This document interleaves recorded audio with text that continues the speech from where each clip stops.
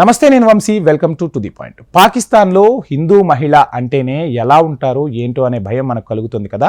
అలాంటి హిందూ మహిళ అక్కడ ఒక డేరింగ్ నిర్ణయం తీసుకుంది. ఆ నిర్ణయం ఏంటి అనేది నేను మీకు చెప్పే ప్రయత్నం చేస్తాను. ఆ మహిళ అసెంబ్లీ ఎన్నికల్లో పోటీ చేసేందుకు నామినేషన్ కూడా వేసేసిందట.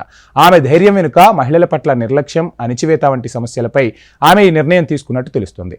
సవేరా ప్రకాష్ ఆ మహిళగా తెలుస్తోంది. ఇక తాను ఎన్నికల్లో గెలిస్తే ఈ సమస్యలపై కృషి చేయడమే తన ప్రధాన లక్ష్యమని కూడా ఆమె చెప్తూ ఉన్నారు.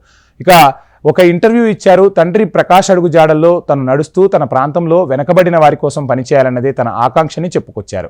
డిసెంబర్ 23న నామినేషన్ పత్రాలను సమర్పించిన సవేరా ప్రకాష్ పీపీపీకి చెందిన సీనియర్ నేతలు తన అభ్యర్థిత్వానికి మద్దతిస్తారని, గెలుపు కోసం కృషి చేస్తారని ఆశాభావం కూడా వ్యక్తం చేశారు. బ్రిటిష్ వారు స్వాతంత్రం ఇస్తూ భారతదేశాన్ని మత ప్రాతిపదికన విభజించారు.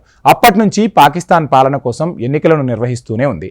ఆ దేశంలో జరిగిన అసెంబ్లీ ఎన్నికల్లో ఇప్పటి వరకు సరికొత్త అధ్యయనానికి తాజా ఎన్నికలు తెరలేపాయి. కొత్త ఏడాదిలో 16వ అసెంబ్లీ ఎన్నికలు పాకిస్తాన్లో జరగనున్నాయి. అసెంబ్లీ సభ్యులను ఎన్నుకోవడానికి ఫిబ్రవరి 8, 2024న పాకిస్తాన్లో సాధారణ ఎన్నికలు జరుపుతారు. నివేదికల ప్రకారం మొదటిసారిగా ఖైబర్ పఖ్తూన్ఖవాలోని బునేర్ జిల్లాకు చెందిన ఒక హిందూ మహిళ ఈ ఎన్నికల్లో పాల్గొనేందుకు నామినేషన్ దాఖలు చేసింది.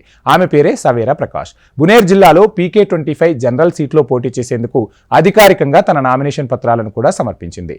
హిందూ మతానికి చెందిన సవేరా ప్రకాష్ తండ్రి ఓం ప్రకాష్ రిటైర్డ్ డాక్టర్గా ఉన్నారు. అంతేకాదు ఆమె తండ్రి గత 35 సంవత్సరాలుగా పీపీపీలో అంకితభావంతో పనిచేస్తున్నారు. తన తండ్రి అడుగు జాడల్లోనే నడుస్తూ సవేరా ప్రకాష్ పాకిస్తాన్ పీపుల్స్ పార్టీ టికెట్పై ఎన్నికల్లో పోటీ చేసేందుకు సిద్ధమైంది. సో ఏది ఏమైనా పాకిస్తాన్లో ఒక హిందూ మహిళ పోటీ చేయటం, ఆ పోటీ చేసేందుకు కూడా ఎవరైతే అణిచివేయబడ్డ ఉన్నారో వాళ్ళందరికీ మద్దతుగా నిలవటం, అంటే ఎక్కడికి వెళ్ళినా, ఏ దేశంలో ఉన్నా, ఒక శత్రు దేశంలో ఉన్నా, భారతదేశంలో ఉన్న ఒక గొప్ప గుణం, శత్రువుల దేశంలో కూడా అక్కడ ఉన్న ప్రజలకు సహాయం చేయాలి అనే ఒక మంచి నిర్ణయం తీసుకున్న ఒక భారతీయ మహిళకు మనందరం కూడా సెల్యూట్ చేయాల్సిందే.